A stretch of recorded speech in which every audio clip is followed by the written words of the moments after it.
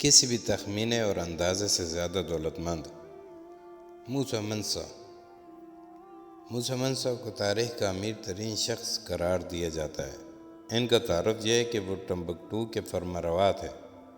انہوں نے مالی کی سلطنت پر اس دور میں حکومت کی جب وہ معدنیات اور بطور خاص سونا کے ذخیرے سے مالا مال تھا۔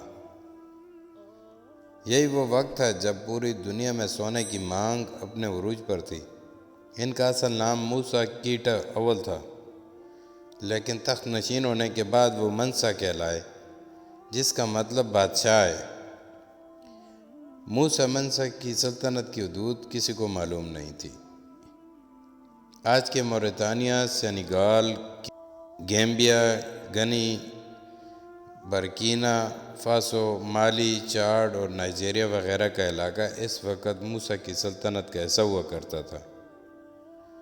منصا موسیٰ نے کئی مساجد کی تعمیر کرائی، جن میں سے بعض ابھی تک موجود ہیں۔ منصا موسیٰ کی دولت کا آج کے دور میں تخمینہ لگانا مشکل ہے، پھر بھی ایک اندازے کے مطابق ان کی دولت 400 ارب امریکی ڈالر کے برابر تھی۔ امازون کے بانی جیف بیزوس کو حال ہی میں دنیا کا امیر ترین شخص قرار دیا گیا ہے، جن کی دولت کا تخمینہ 106 ارب امریکی ڈالر لگایا گیا ہے، جبکہ موسیٰ منصا کے پاس جیف بیزوس سے کہیں زیادہ دولت تھی۔ اگر افراط زر کو خاطر میں نہ لایا جائے تو اس وقت جیف بیزوس کے پاس سب سے زیادہ دولت ہے، لیکن اگر افراط زر کو ذہن میں رکھا جائے تو بھی منصا موسیٰ کی دولت تاریخ میں کسی بھی زندہ یا مردہ دولت مندوں سے زیادہ ہے۔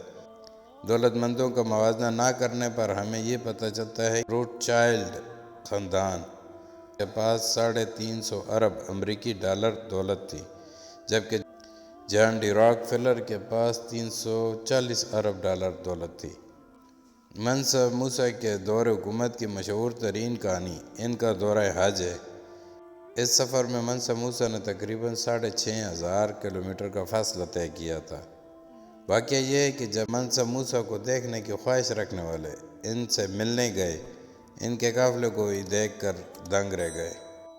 لوگوں نے دیکھا کہ منصا موسیٰ کے کارواں میں 60,000 افراد شامل تھے، جن میں سے 12,000 ان کے ذاتی پیروکار تھے۔ منصا موسیٰ جس گھوڑے پر سوار تھے، ان کے آگے 500 افراد کا دستہ چلتا تھا، جن کے ہاتھوں میں سونے کی چھڑی تھی۔ منصا کے قافلے کی یہ پیش رو بہترین ریشم کا لباس استعمال کرتے تھے۔ ان کے علاوہ اس کاروان میں 80 اونٹوں پر مشتمل ایک قافلہ بھی تھا، جس پر 136 کلو سونا لدا ہوا تھا۔